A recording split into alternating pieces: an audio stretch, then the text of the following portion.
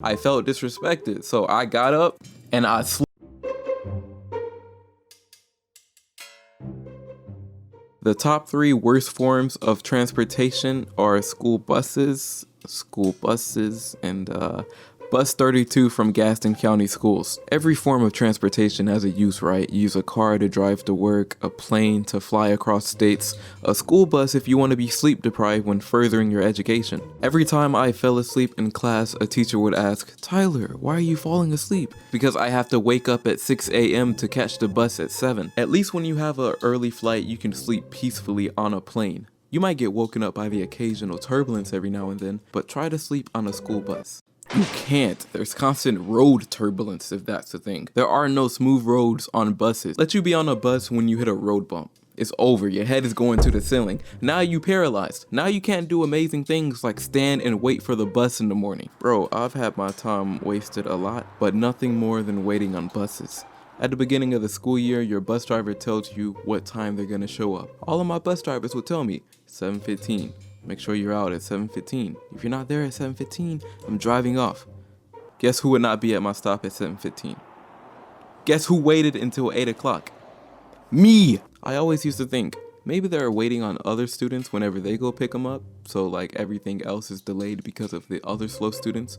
But every time I used to wait at my door and see the bus approaching and walk up to my bus stop, they drive faster than Vin Diesel trying to save his girlfriend. That line is corny now that I said it out loud, but I'm keeping it. The 2 worst experiences I've had while waiting for the bus is 1, a bird flew into me. End of story, I've had PTSD ever since. Second is there was me and 2 other people waiting for the bus. When our bus comes, the 2 people that were waiting with me go inside of the bus. When I'm about to step foot on the bus driver closes the door in front of my face. Now granted, she probably didn't do it on purpose. I don't think she did. She probably didn't see me. It was dark outside, but I'm not even that black. I mean, my bus driver was white. Maybe she just wasn't feeling my skin color that day.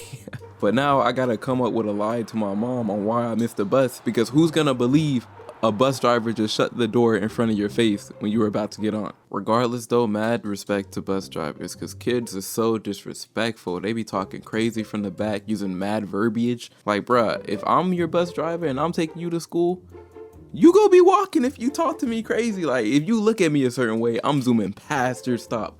Zoom. Speaking of bus drivers, I had this driver whose name was Steve. Other than him showing up in the morning at random times, he was mad cool. There was this one day when I was walking to my bus to go home. Tell me why this man was sitting on top of the bus like J. Cole's 2014 album cover. I didn't think nothing much of it, so I go inside of the bus, I take a seat and sit down. Explain to me how this dude was already in the bus driver's seat. We in a simulation, that's the only explanation. But I can't tell you how many times I've been held hostage on the bus and couldn't go home because people were acting up. One incident I specifically remember is this fight that had us in the parking lot for a whole hour. It was a fight between 2 dudes, right? One dude was in the window seat, I was sitting in the same seat but on the outside, and the other guy was in the aisle. The guy in the aisle was talking spicy. He was like, "Bro, I'ma beat your PG-13, PG-13. While bro was talking spicy, his spit landed on my cheek, bro. I got saliva on my face. I felt disrespected, so I got up and I slept. You know what? I ain't even do nothing. I went to another seat. I sat down. They can handle their business. I'm just trying to go home. Tell me why after they threw hands though, they had us wait for an hour on the bus with no AC. They was investigating. Like, you already know who the culprits are. There's no investigation needed. Let me go. But the longest time I ever had to spend on a bus was when I rode the 5 o'clock bus. 5 o'clock buses were for the students that had to stay after school, but they didn't have anybody to pick them up. I had to stay for a test one day. I finished the test at 4 o'clock and I waited an hour to get on the 5 o'clock. Bro, tell me why I didn't get home till 8:30. That's a 3-hour ride. You could have took me on a vacation or something. My mom hit my phone like, "Yo, you got abducted or something?" No, mom, there's one student that lives miles away from school. I'm looking out my window like, we crossing county lines now, state lines. Bro, my house is 6 minutes away. Why didn't we go there first?